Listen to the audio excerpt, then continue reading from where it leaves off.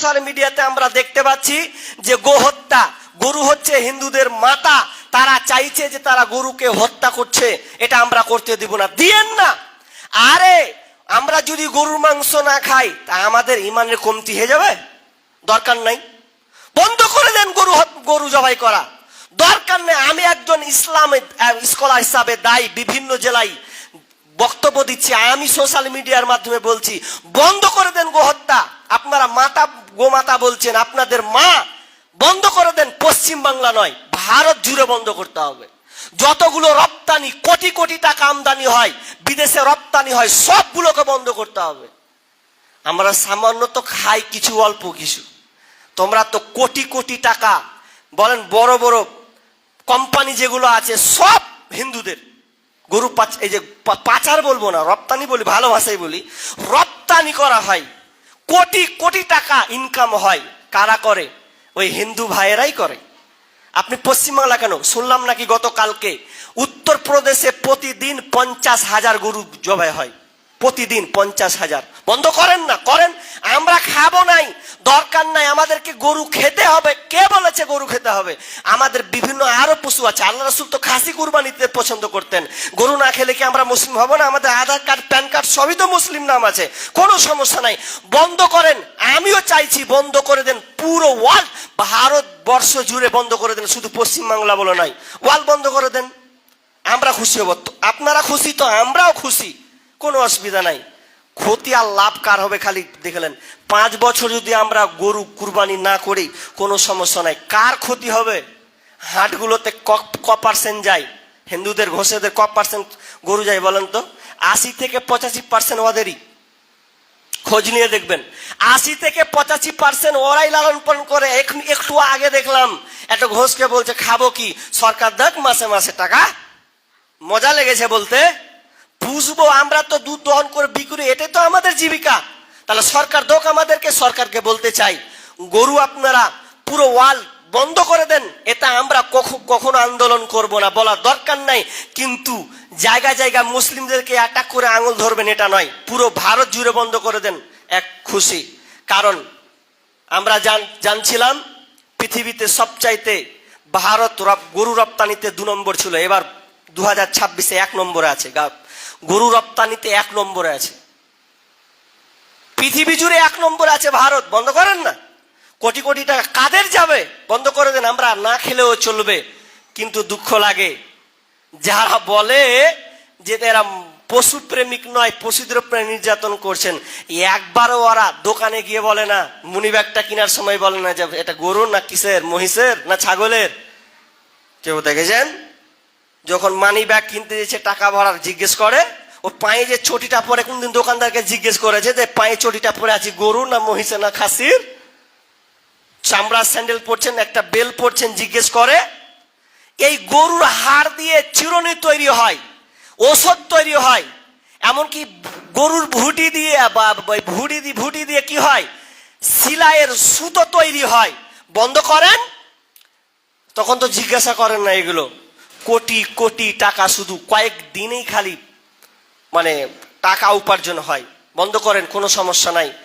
কিন্তু দুঃখ লাগে, আফসোস লাগে, যেই লোকেরা বলে যে এরা পশু প্রেমিক নয়, পশুদেরকে হত্যা করে নির্মম ভাবে, নির্যাতন ভাবে, দেখো তারা হত্যা করছে আর খাচ্ছে। কিন্তু না, এটা আল্লাহর বিধান। যে আল্লাহ আমাদেরকে পশুর উপরে ভালোবাসা দেখাতে বলেছেন, দরদি দেখাতে বলেছেন, সে আল্লাহ আমাদেরকে বলেছেন সূরা হজ সূরা নম্বর 22 আয়াত নম্বর 34, আল্লাহ সুবহানাহু ওয়া তাআলা বলছেন ওয়ালিকুল্লি উম্মাতিন জাআলনা মানসাকাল লিয়াযকুরু ইসমাল্লাহ আলা মা রাযাকাহুম মিন বাহিমাতিল আনআম। আল্লাহ সুবহানাহু ওয়া তাআলা বলছেন আমি প্রত্যেক উম্মতের জন্য এই কুরবানির বিধান দিয়েছিলাম। শুধু তোমায় শেষ নবী তোমার উপরে নয়, আগে যত নবী এসেছেন সবার উপরে বিধান ফরজ, মানে এই বিধানটা দিয়েছি না, আমাদের উপর আল্লাহ তাআলা বিধান দিয়েছেন। আল্লাহ তাআলা বলছেন তোমরা যখন পশু জবাই করবে তখন আমার নাম নিবে, আর এই পশুটা আমি তোমাদের খাবার রিজিকের জন্য নির্ধারণ করেছি। আল্লাহই তো বলছেন যে তোমাদের খাবারের জন্য আমি এই মানে পশু, চতুষ্পদ পশু, গবাদি পশু তোমাদের জন্য নির্ধারণ করেছি। তো তোমরা খাও আর আমার নাম স্মরণ করো। আল্লাহ তো আমাদেরকে বিধান দিয়ে দিয়েছেন, আমরা খাই না। আল্লাহ তাআলা বলছেন কুলু ওয়াসরা ফাকুলু মিনহা ওয়া আতিমুল কানিয়া মুতাররা। আল্লাহ বলছেন তোমরা খাও, খিলাও, গরিব অভাবীদেরকে দাও, নিজে খাও, গরিবদেরকে দাও। আমাদের এখানে ক্ষতি কিছু নাই, আমরা কুরবানিটা দিই খাওয়ার জন্য নয়, আল্লাহকে সন্তুষ্টি করার জন্য দিই। নিজে খাই, যেমন আমরা কুরবানি খাই তেমন আমরা গরিবদেরকে দিই, অভাবীদেরকে দিই।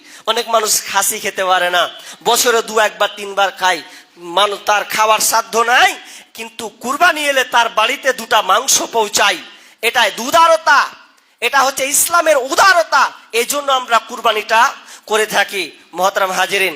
কিন্তু আমরা দুঃখ লাগে, আমরা মানুষ কুরবানি করছি, অনেক জিনিস নিয়ে আমরা গবেষণা করি, কিন্তু আমরা এইগুলা বিষয়ে বাতিলের সঙ্গে কথা বলতে পারি না। ঝগড়া করার দরকার নাই, ওদের সঙ্গে যুক্তিতে কথা বলুন, 1 সেকেন্ড টের পাবে না। আপনার মনে হয় যে গরু রপ্তানি বন্ধ করবে, সময় সময় আসবে মুসলিমদেরকে একটু করবে, আর কি বলে আমরা জবাই করছি। এত বললাম না বিজ্ঞানী থিওরি আপনাকে দিচ্ছি, ওরা এক বলিতে ছুপিয়ে দেয়, একদম দ্বিখণ্ডিত করে দেয়। আমরা 5টা রগ কাটি, 5টা রগ একদম কয়েক সেকেন্ডে আমরা কেটে ফেলি। বিজ্ঞান বলছেন এটা হচ্ছে যুক্তিসম্মত, এটা বিজ্ঞান ভিত্তিক। কিভাবে? একটা মানুষ যখন হাঁটে, হাঁটার সময় দেখবেন হোঁচট হোঁচট যখন খায়, কোনো জায়গায় ধাক্কা লাগে, তখন সঙ্গে সঙ্গে ব্যথা পায় না। কখন হয়? 30 সেকেন্ড পর ব্যথাটা অনুভব করে। যখন দেখবেন ধাক্কা লাগে, ধাক্কা লাগার পর ব্যথাটা বৃদ্ধি পায়, বাড়ে কখন? 30 সেকেন্ড পরে। তো আমরা যখন কুরবানি দিই 30 সেকেন্ড 40 সেকেন্ড এতটুকু সময় লাগে তো জবাই করতে। যখন রগগুলো দ্বিখণ্ডিত হয়, আলাদা হয়ে যায়, তখন ওই প্রাণীটা আস্তে আস্তে আস্তে আস্তে তার প্রাণটা বেরিয়ে চলে যায়। কিন্তু এক চোপে যারা ছুটাই তাদের হালাত, ওই মাংসটা সুস্বাদু হয় না। বিজ্ঞানীরা বলছেন যারা আস্তে আস্তে ধীরে ধীরে কোনো পশুকে কাটে, আলাদা হয়, তখন ওই মাংসটা সুস্বাদু হয়। ওটা বিজ্ঞানীরা বলছেন সুস্বাদু হয়। আর এক চোপে ছুটিয়ে দেওয়া, এতে মাংস সুস্বাদু হয় না। তো ইসলাম, আল্লাহ রসুল আমাদেরকে এটাই শিখিয়েছেন। আরে বিজ্ঞান তো এখন প্রমাণ করছে। আল্লাহ রসুল সেই 1450 বছর পূর্বেই বলেছেন তোমরা যখন পশু জবাই করবে, খবরদার পশুর সামনে কোনো পশুকে রাখবে না, আড়ালে রাখবে। পশু যখন জবাই করবে, কুরবানি করবে, তখন ওই ছুরিটাকে তুমি চোখা করো, ধারালো অস্ত্র বানাও, যাতে তাড়াতাড়ি পশুটা কাটে কষ্ট না পায়, খুব তাড়াতাড়ির সঙ্গে কাটবে। আল্লাহ রাসূল আমাদেরকে এগুলো শিক্ষা দিয়েছেন।